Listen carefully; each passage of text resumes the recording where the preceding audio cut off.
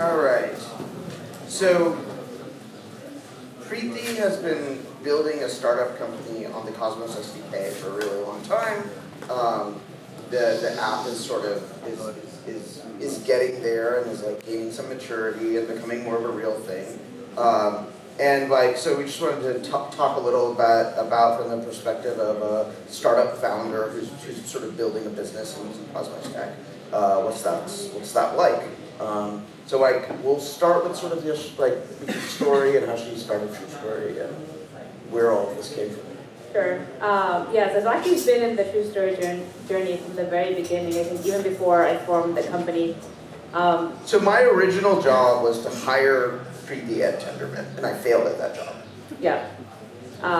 So he was trying to hire me as a head of research. I really looked into it closely, but then I said no because I had this idea in my head that I wanted to explore. And we met at a DevCon, I think. And yeah, the Cosmos party at DevCon. Yeah, we met at DevCon, and then we met again because we just wanted to chat about some ideas that I had for a startup I'm building. And the original idea was very different from what it is today, so I can kind of talk about that journey. When I first started TruStory, it was around this concept of verifiable claims. And for people who may not know what that means, all it is like there's a claim, and you have some kind of verification process to verify it, and then now anyone in the future can authenticate the veracity of that claim. And I was really going deep into the rabbit hole of figuring out how to build this. Zaki was also helping me along the side. And so the original protocol in a nutshell was this protocol where anyone can make a claim. And what that claim would be, we were still trying to figure out, because there's so many use cases, there's so many different types of claims someone can make. It can be about a person, it can be about an entity, it can be about a project, etc. But someone would make a claim, and then we would use basically Schelling point bets to verify it. And that was the original protocol, and that's what we raised money on. And we spent a lot of time actually fleshing out that protocol and building the incentive model, the crypto economics, etc. And we started building a team around it, and we were exploring how to build this. We looked into Ethereum very closely. So for those of you who don't know, I actually came into crypto through Ethereum. I was an engineer at Coinbase, and when I left, I wanted What did you do at Coinbase? I was an engineer at Coinbase, and so one of my main projects at Coinbase was when I joined, they only had Bitcoin. But one of my main projects was to implement Ethereum into the product, and so that's how I got introduced to Ethereum. And then when I decided to leave, I wanted to really explore it from an ecosystem perspective, and so that's when I started to get really sucked into the Ethereum community, and I wrote that blog post, How Does Ethereum Work Anyway?, which went viral. And then, so I was very attached to the Ethereum community. And when I was debating with Zaki what to build TruStory on, we were all gonna build on Ethereum. In fact, me and Shane, the head of engineering of TruStory, we even built POCs on Ethereum. And then in the end, we tried out the SDK just because Zaki was hey, you should at least try it out, check it out, you might like it better. And I think Shane checked it out, and he was like, this is so much better than building on Ethereum, let's try this. So that's when we started building on the SDK, and again, the protocol was verifiable claims, and then we also had a UI on top of it where anyone could create a claim, and you'd vote yes or no, and then we'd use any crypto economic model to validate that claim. So that's the product, and we shipped it probably 8 weeks ago. We stripped down the product to the bare bones, and from the very beginning, I've been very user-focused with this company. I don't believe that the users should know about the blockchain, they shouldn't care about the blockchain, and so even the crypto economics that Zaki and I designed in the early days, we've had to simplify it down a lot, because it was choosing between a simple protocol that users understand or a complex one that may be more elegant, but users are incredibly confused by it and don't understand it, and so we lose users. And so we've been always focused on the user and simplifying the protocol and building something that's simple and works, rather than trying to go for elegant and complex. So we stripped down the protocol, shipped MVP, and we just wanted to see what would happen. And what's been fascinating is we thought the protocol would be most useful for objective claims. Because for what's an example of an objective? An objective claim is, I was a software engineer at Coinbase, right? And that's verifiable because you can check, you can either ask Coinbase employees or check my LinkedIn, etc. And something like that, you can actually come to an agreement on, and everyone's, come to a Shelling point agreement on the veracity of that claim. And so it makes sense to use Shelling point bets. And, but as soon as there's some level of subjectivity to it, to a claim, Shelling point bets don't work as well. And I'll explain why. So we launched the product, and something fascinating started to happen in the sense that people were using it for objective stuff for sure, but there were a lot of interesting, more subjective claims that were being posted. And then instead of using it purely for verification, people were using it to debate. So it was just like, they'd write an argument and either back it or write an argument and challenge it. And it was, what's an example of a subjective claim? An example of a subjective claim is Coinbase overpaid for earn. So that was a claim that was posted a couple of weeks ago, and we debated it. And that's a subjective assessment. Did Coinbase overpay for earn? Some people said yes, some people said no, and had really strong arguments for why. And there's no really right or wrong answer because we won't know until some foreseeable future whether Coinbase overpaid for earn or not. It's too early. And we actually thought that these were like the most interesting and valuable claims that were happening on TruStory, but the incentive model was not meeting what the users were using the product for, because we were punishing users for being wrong, but there's no being wrong on subjective stuff, obviously. And so we had to kind of rethink the protocol and the incentives from a point of view of the user and figure out, okay, for the use case that the users are using it for, how can we redesign or at least like fix the protocol to work for that? And so we made some big changes over the last few weeks, and we're working on them now. And in a nutshell, what we did was, instead of moving the Shelling point at the claim level, we moved it down to the argument level. So now you're kind of like validating or invalidating an argument, which is much more, not validating, but like agreeing or marking it as not helpful. And that brings us much closer to the model that the users were using it for. And I'll stop there before I go on. Yeah, I thought that was pretty good. Yeah. People feel like they have an understanding of what TruStory is? Seems good? Okay. Okay, so the most common question about all of this stuff is it sounds like, a social application. Why does a social application need a blockchain? Yeah, good question. And to be honest, like, I asked Shane how many times I've pinged him saying, like, do we really need a blockchain? Meaning, like, I've been forcing the team to rethink this decision to build on a blockchain over and over again every couple months, because I want to make sure that what we're doing is the right thing for the long term of this company. And we've come to the conclusion every single time that yes, we need it. And there's a few reasons. One is, the app now the goal of it is to have debates about ideas.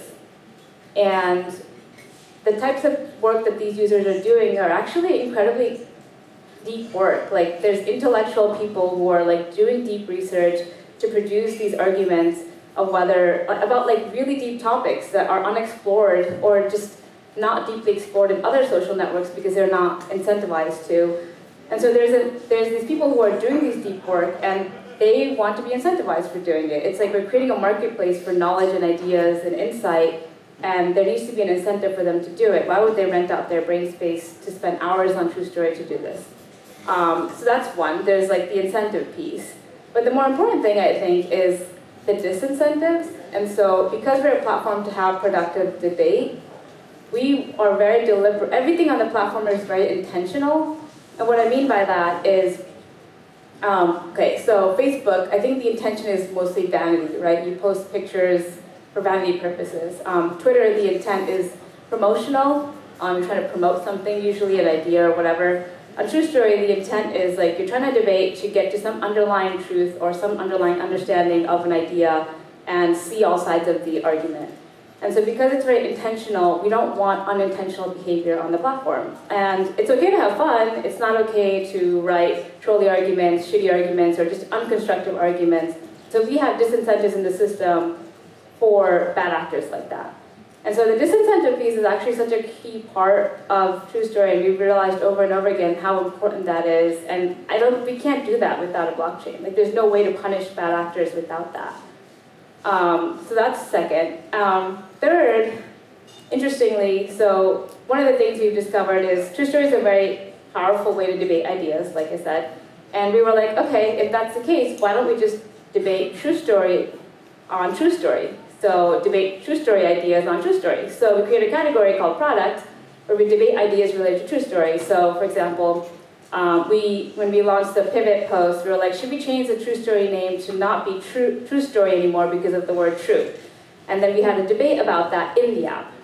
And that's just one example, but then we've got other more like minute details, like should we update the logo of TruStory based on the new pivot, or should arguments be longer, argument character count be longer on TruStory to allow for deeper research. There's a long tail of stuff, but basically we were using TruStory to govern TruStory itself, and the community was creating claims to enact new ideas, and then it was a very powerful way for the company and the developers to figure out what to build next and what users want. And so like there's a very powerful thing where like we can use the blockchain and the tokens to actually govern TruStory itself in the product itself, using the product itself. And I think that's powerful because the users have a say in the product, and slowly we want to remove our power from the system and let the users govern the product itself. And then there's a nice to haves of why a blockchain is cool. Like we have an immutable record of all claims, all arguments, all the sentiment around the claims and arguments that are stored forever on chain. And I think that's going to be valuable in the long run as this thing scales. That like immutable record of having that kind of sentiment on chain. Yeah, those are the main reasons we decided that the blockchain makes sense for us. So, okay. So we covered this a little bit, like what the Cosmos SDK was sort of offering to TruStory, but you want to go a little deeper into that? Yeah, and I'll be honest, like I am not coding day to day. I was in the beginning, but not anymore. It's all Shane and the engineering team, so I'm not as hands-on with the technical details, but I can tell you from a founder perspective why I like that I made the decision to build on the SDK. And again, we've been very user-focused from the very beginning. We're like, users don't care about a blockchain, they want something that solves their problem, or something that they like using. And so we've been, so we think about iterative development a lot. We're not about like just trying to do like waterfall approach where we design the whole thing, ship it once, and pray it works. We've been very iterative with the product. The number of times Shane has had to like basically rebuild the protocol from scratch is like insane, because we are just shipping and testing and iterating. And like the SDK has been a very powerful, like incredibly amazing for doing that. And people are actually surprised that we're built on a blockchain and that we can iterate that fast. And so that's been an amazing experience. But obviously, like the SDK is not just another JavaScript library, so I can't just go out and hire any JavaScript developer and have them be productive in day 2. There's definitely a learning curve. It probably takes a developer about like 2 weeks for them to fully understand the SDK, maybe even longer, 2 to 3 weeks, to fully understand the SDK, get productive in it. But once they do, like it kind of clicks for them, because like I think the Cosmos team has done an incredible job architecting it, and every decision they made, like we look at it and we're like, okay, that makes a lot of sense for why they chose that way to do that. And so the developers love it. I haven't had anyone on the team say they don't like working on the SDK. In fact, they love it. And so for us, like it's been like honestly amazing. And I can't imagine doing what we're doing on Ethereum. Like hands down, we would have been out of cash and just like burned by now. Cool. Talked about the SDK, the app. So I think the sort of other direction to go in is sort of this question of like, can we? Well, I think that we covered most of the things that we planned to talk about, right? So okay, I got a curveball for you. Yeah. Like, do consumers want a crypto economically incentivized app? Like, what will happen? Like is we are a room full of people who are like, okay, like we're going to own atoms and they might get splashed, and we're all on board with this. Is this a mass market activity? Yes. And again, we tested our assumptions on this, and we are very deliberate about making sure that what we're doing is the right thing. And I've talked to our top contributors, and to them it makes so much sense that they get incentivized to do the right things and then disincentivized to not do it. And I was like, would you use TruStory if there were no incentives and disincentives? And then they said no. And I was like, okay, that makes a lot of sense. And so we were like, from a user point of view, it absolutely makes sense. Once they shift their mental model from free things, but unintentional, just kind of other way of doing social networks versus what we're doing, which is very intentional behavior, and then you get incentivized for doing the right thing and disincentivized for doing the wrong thing. Yes, I think it does make sense for them. Another question. So you've got these economic incentives. So how do you what is the go-to-market for TruStory in the Cosmos ecosystem? What comes next? What comes next? Yep, that's a good question. So I think obviously Web 3.0 startups are much harder to get launched than Web 2.0, because Web 2.0 you're a little team, you build something, you ship it, and there's users out there who are consuming your product, and then there's investors here who are hopefully making money from your gains. Whereas in Web 3.0, we have to align the interests of everyone, so not only the company and not only the users, but also in the future the validators and the investors. And so it takes a lot more thinking and effort to get everything right. And so far what we've done is we've built a product, we're iterating it with users. And the reason we chose to do the interest alignment here first is because we want to build a product that we think is necessary in the world before we try to get validators or decentralize everything. It doesn't make sense to build a technology and then shove it on top of users. So we're let's get the user product right, because once we gain traction, it's not that hard to convince people to want to validate our chain because there's economic activity happening on it. So we decided to iterate on this, and so the next challenge for us is now we're in the early days of thinking about how do we think about the validator incentives? We do have an inflationary token, how much of it goes to validators, how much of it goes to users. And so the next challenge for us is really figuring out the validator piece. What do you think about the world in which you've now, you've had a lot of control over the app. How do you feel about the next stage, which is losing that control? I actually don't, I actually feel pretty good. And the reason is because a lot of the concern over losing control happens if you haven't done a good job instilling the values and the values of the system into the early community. Right now, we're doing that work of here's our core values, here's what we believe, here's what this product is, here's what we want you to do, and then those values can get carried on into generations of users. So as long as we do the that community building right, I think it can scale infinitely. How big is the community right now? The community is small, and we did that on purpose because look, humans, if you can prove something at 100 people, you can prove something at 1,000 people, you can prove the same thing at 1 million people. We wanted to get those first 100 passionate users and instill the values in them, and then replicate that across many, many users. And so we're really small. It's about 150 people now, and it's intentional. And we're in private beta, so you can't really even go in it unless you're invited. Cool. Do we want to do questions? Questions?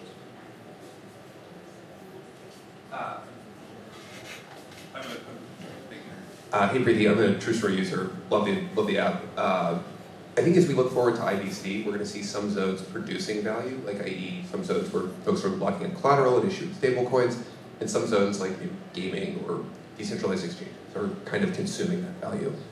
Where do you see TruStory fitting in that? Do you see folks bringing in money to influence decisions, or do you see folks building up reputation on TruStory and then bringing that value out into the broader ecosystem?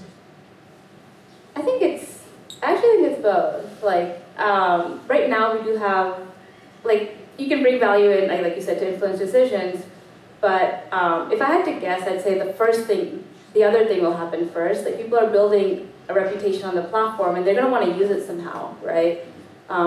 And in fact, like in the early days of TruStory, one of the reasons we decided to have this like reputation system is because we wanted, in the long run, if this works, to be like almost like an identity.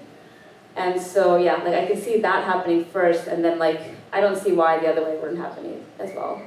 Thank you. Yeah.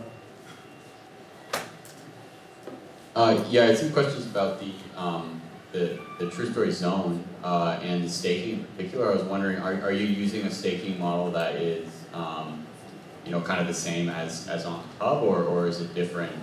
I was wondering how you guys built that. Staking model, like for the validators? Yeah.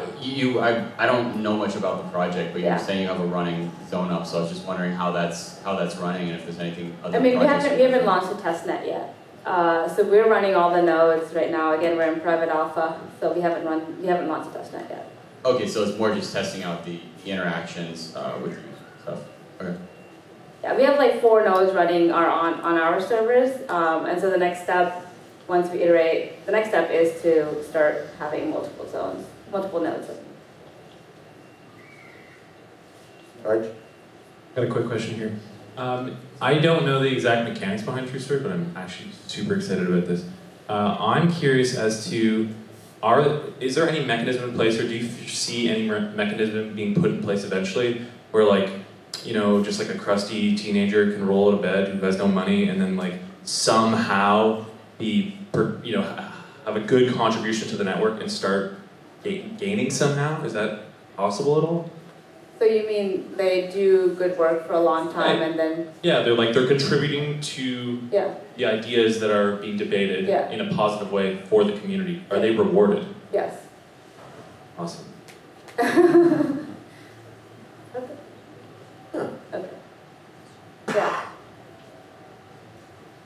Sorry for hogging all the questions. I was wondering whether it's a big challenge with blockchains to distribute coins, and really the only way that's not like a crowd sale that's ever been invented, and that's not some kind of centralized granting process, is proof of work. So I was wondering if TruStory has any kind of exciting innovations around like minting tokens for valuable users rather than just transferring tokens between Yeah, users. we're definitely not doing an airdrop or any kind of ICO.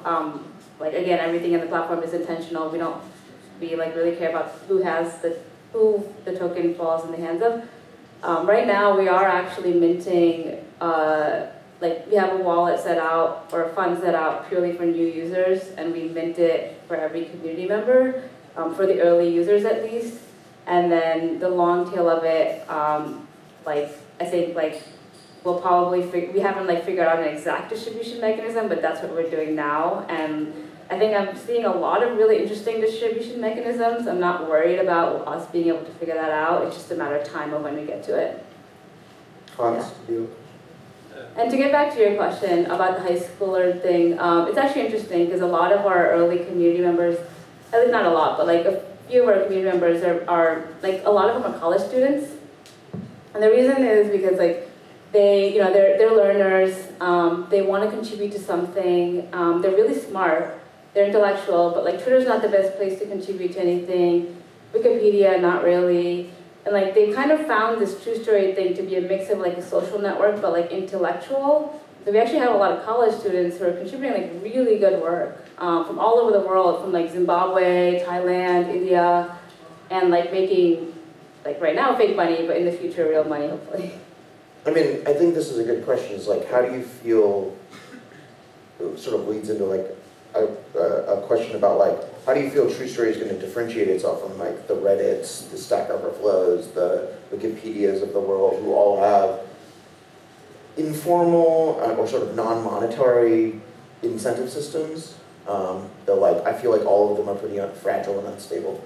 Yeah, I mean, okay, Wikipedia, like I don't even compare it. Have you ever tried contributing to Wikipedia? It's literally impossible. You have to read like a Bible, and it's not very like, it's very bureaucratic. Reddit is like, they're all about free speech.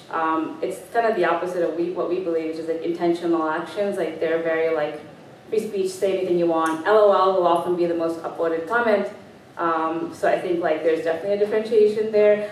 We often get compared to Quora, because like it's Q&A versus like claim and argument. And so you can see some analogy there. But I think the key thing with TruStory that right now they look similar, but they will continue to differentiate themselves is the fact that any claim has a backing side and a challenge side. And like there's always opposing forces, and that's like fundamentally new, and that's the core primitive that we're building on. And I don't think any platform today has that. Big TruStory fan here. I have two questions. One is blockchains are often seen as a way to sort of like negotiate a consensus between counterparties. So I was wondering if you guys had any sort of future stakeholders in mind who might be running full nodes as a way to sort of like agree upon some kind of true story between them, and who those stakeholders might be. And then the other one is, do you have any plans, like the Reddit, Wikipedia, etc. Well, not Wikipedia, but a lot of these forums monetize eyeballs. And I was wondering if you had a monetization plan for your content. So with the first question, I'm not sure I fully understood it. I can try it again. Yeah. So, like for instance, in a supply chain blockchain application, Yeah. you have vendors and buyers and different corporate entities that have trouble trusting each other, and they use the blockchain to like achieve that trust. Yeah. And I was wondering, right now you're running all the nodes. Are there entities out there that you're hoping will run nodes beyond the Rigel's crusty teenager friend in their bedroom? Like, are news organizations going to run nodes? Are governments going to run nodes? I mean, like ideally, we want to build like the ability to like press the button and run a node for anyone. So of course we want any organization, like news organizations or governments or anyone to run it. Yeah. So I don't see a limitation there. And then the second question, monetization. You said like Reddit monetizes eyeballs. How do we monetize? So one of the biggest things with TruStory is like it's an incredibly powerful way to make really high stake decisions, and we know that because we tried it with TruStory. Like we make TruStory decisions off of TruStory, and we're starting to put it in front of other people who we think can also do the same. And like I think like the demand for that kind of nuanced viewpoints and that kind of decision-making tool is high enough for that, we believe, for the token to accrue value if we do a good job building the community. And for us, the business model is purely based off the token, probably like fees or kind of minimal approach that way. Thank you.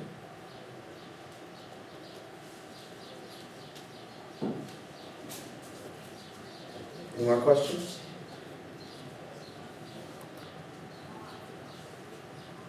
Hey, I have a quick question. You talked quite a bit about designing for intentional behavior, and how it's also a part of, like, in some ways, the governance of the product design. How do you define good and bad behavior for the purpose of that? Is it purely defined by users? Does it come up with users from the values that you derive? Yeah, so we have a set of values and guidelines that we've defined that are totally, they can be enacted and changed as well with the community. And those values and guidelines define what is good behavior and what is bad behavior. And of course, like, this is subjective, but like, this everything about, like, you can't like build something without that level of subjectivity of defining what is good behavior and bad behavior. Yeah, like it's defined through the values and guidelines, and over time we want to make sure that the community has a huge say in how these values and guidelines evolve based on how the product is evolving. Cool, thanks. Cool. I'm just trying to figure out how much time we have left.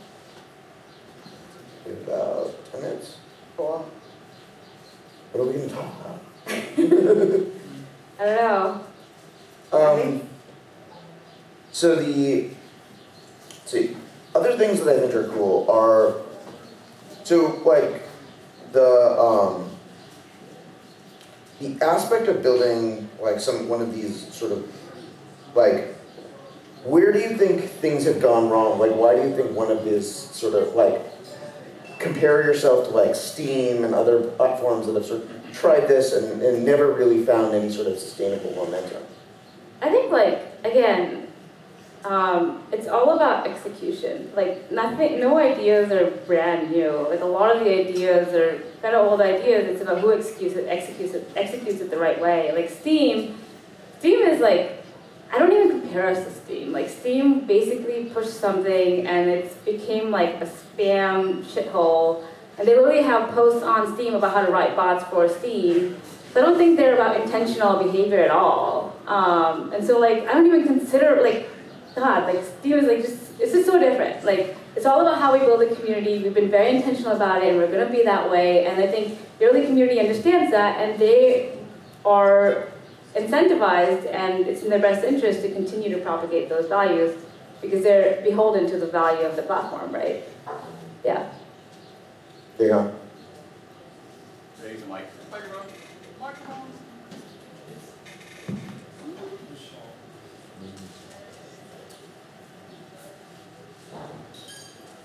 Yeah, so on that note about the intentional action community and stuff, I was wondering about, you were talking about how your system was sort of set up to judge whether like comments on stuff were helpful. And one thing is that a lot of forums with votes always say that's what the votes are for. Like Hacker News or Reddit say that that's how you're supposed to vote, but that nobody does that. People vote with what they agree with, basically. A lot of the time. So I was wondering if you have any thoughts on that. Oh, so the voting on the argument level is an agree. It's not helpful. It's not an upvote. Sorry, I misunderstood. Yeah, so it's actually an agree. We intentionally create that as an agree, and so there's, again, more intention there than just an upvote. That's good because it seems like a lot of times they can't force that. Well, can you go into a little bit more detail about like why agree, disagree is like a different axis than good, bad? Because like an upvote, how many things can an upvote mean? Either you like it, you like the person, you think it's a good argument but you don't agree, you agree with it. Like there's no meaning to it besides the fact that it's popular. And so rather than purely popularity, we want to kind of bubble up sentiment. And so we decided to go with agree, which we think is a better decision. So maybe a little bit about like when you gain tokens, when you lose tokens. You gain tokens if more people agree with your argument. So there's that Schelling point at the argument level. And you lose tokens if the disagree, it's not a disagree, but it's that part is not helpful. So we don't punish people for writing arguments that most people disagree with, because again, we're moving away from right or wrong, but we punish people for writing arguments that are unconstructive to the debate. And the people who have privilege to mark that as not helpful, people have to earn that privilege to mark an argument as not helpful. So a new user can't parade the system and just like mark a bunch of arguments unhelpful and try to penalize people. You actually have to earn that privilege, and you can get, and if you abuse that privilege, we actually jail you out of the system. And so we have various mechanisms to make sure that that privilege is being used properly. I'll just ask you a quick question. Tell us about your community. Where are they coming from? Yeah. Tell us about your top users. What's driving them?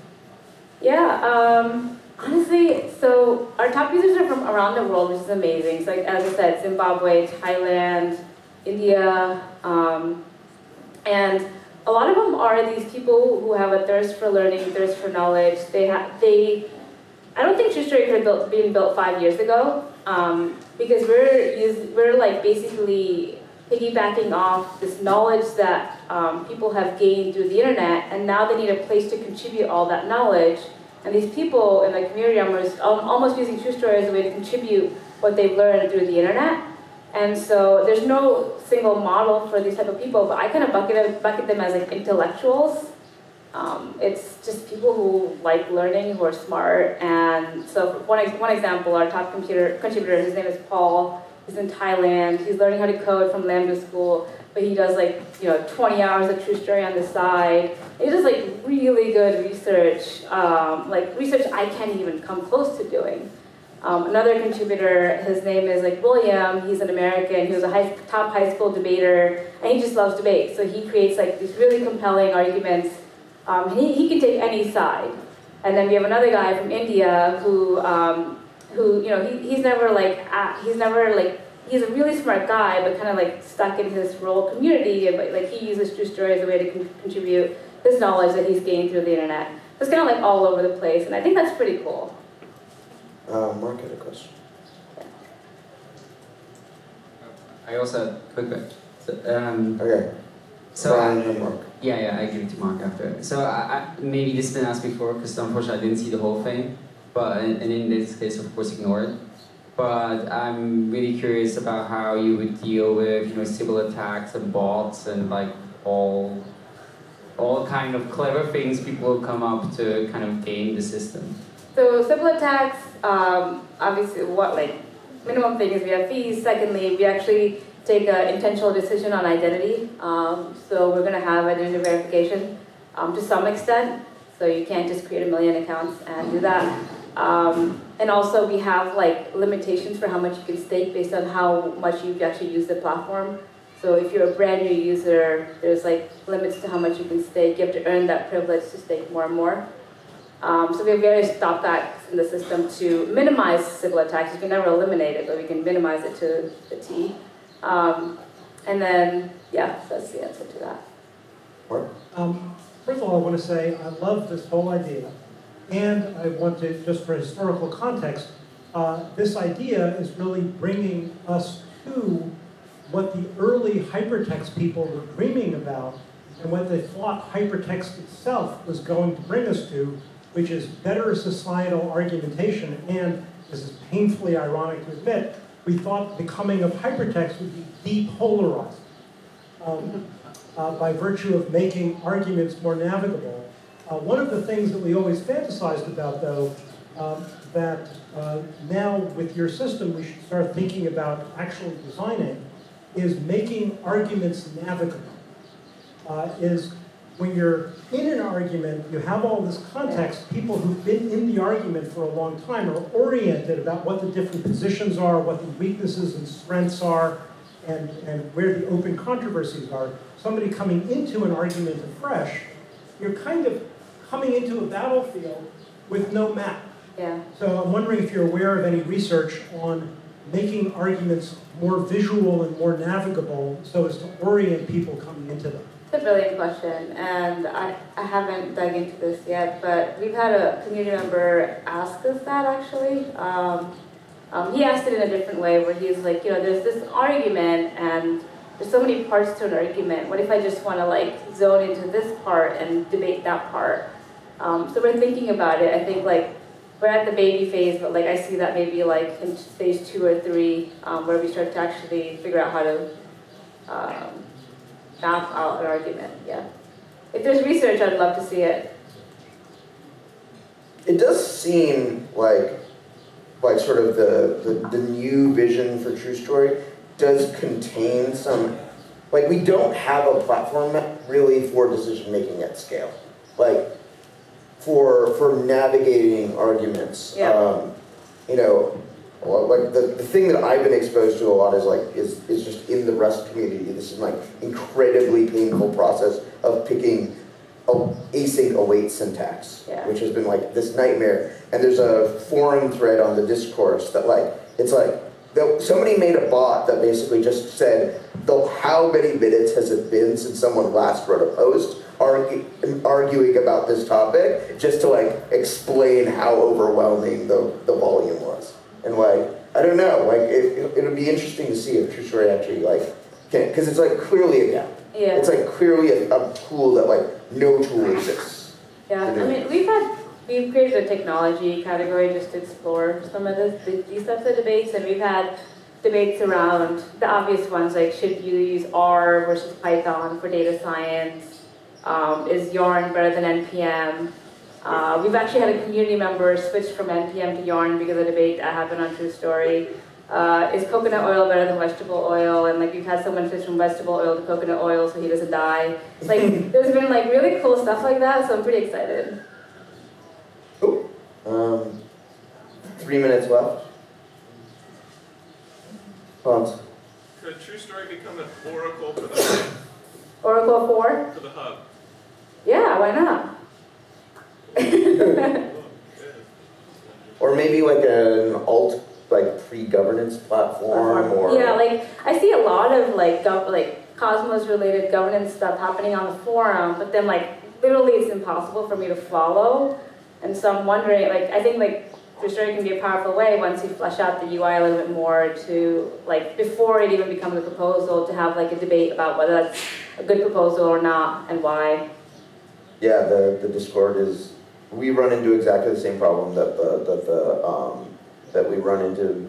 Rust was using exactly the same. The Discord basically for governance. Yeah. And And, Moloch, like another example is Moloch DAO. Like they don't have a place. They have a proposal UI, but they don't have a place to discuss the actual proposal. So what they're trying to do is like use some kind of chat or Telegram or whatever, Discord.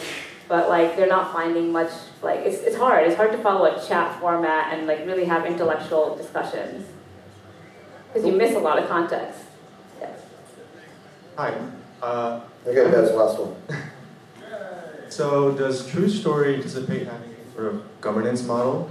And if so, what do you see that governance model doing?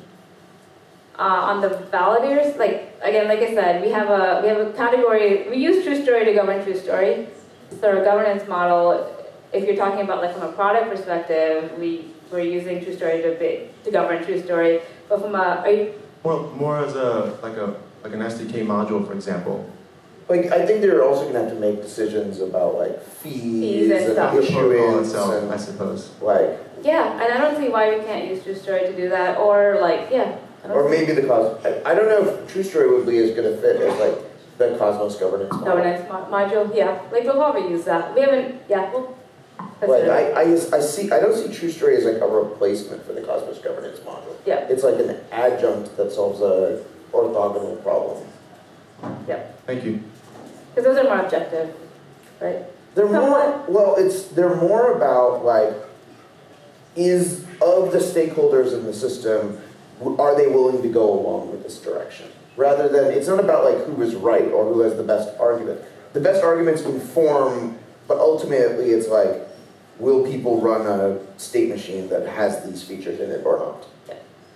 And Cosmos governance has, I think, been shockingly effective at adjudicating that. Okay, thank you very much, Thank guys. you.